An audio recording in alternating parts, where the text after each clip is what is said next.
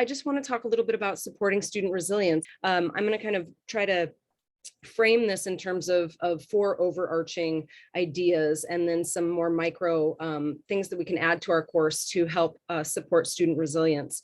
So first, I just want to start by saying, what is resilience? I see resilience not as an ability. I don't see it as a trait, but I see it as a process of overcoming adversity and adapting to change. And as many of you have noted, we are needing to adapt to a lot of struggles and change right now and always.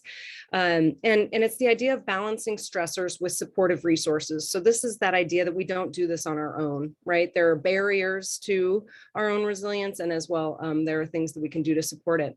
So, but the problem here, attending college is inherent with stressors, right? We see this: coursework, change, time management, finances, loneliness, relationship issues, the things that come up that require that C contract that Steph talked about, right? So how can we as faculty support student resilience in the classroom? And thank you to all of you for what you're already doing. And I just hope I can add to the conversation.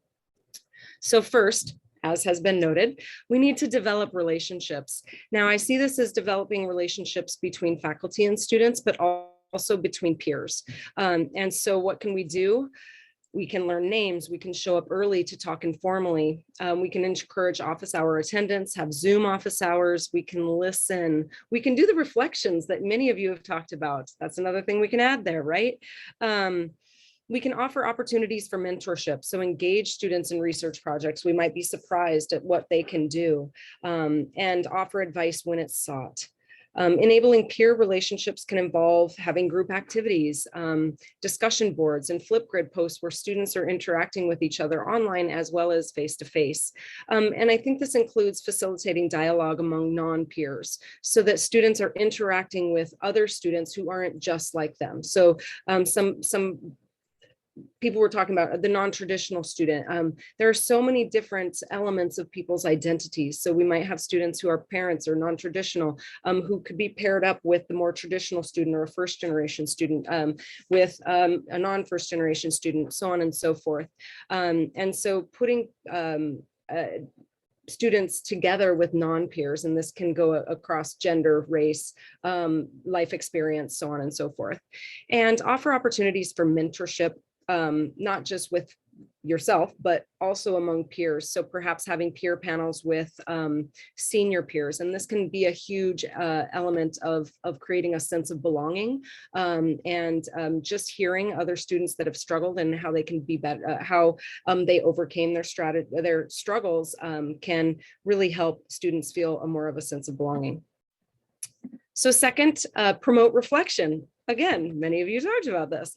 So utilize narratives and self-reflection in our writing assignments to bring personal identities and emotions into students' work. So journaling and reaction papers, asking the questions that many of you are asking of students that go beyond the coursework, but also applying the coursework to our own personal lives.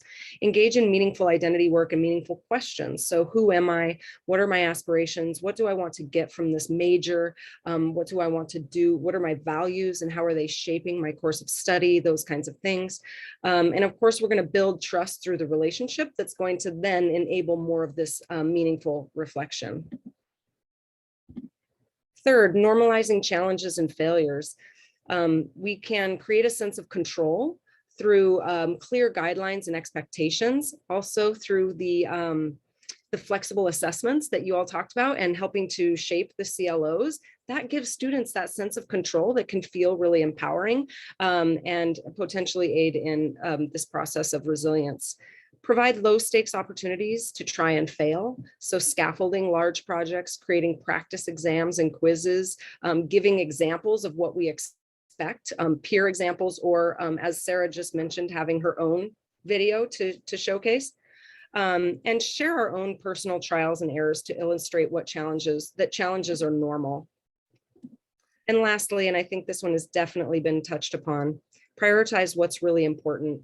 Co-create CLOs, the syllabus, have flexible deadlines, but also flexibility in how we see our students. They are more than just a student. They can be athletes, military professionals, leaders, parents, so on and so forth. So practice flexibility in terms of how we're having them develop their identity as well. Thank you.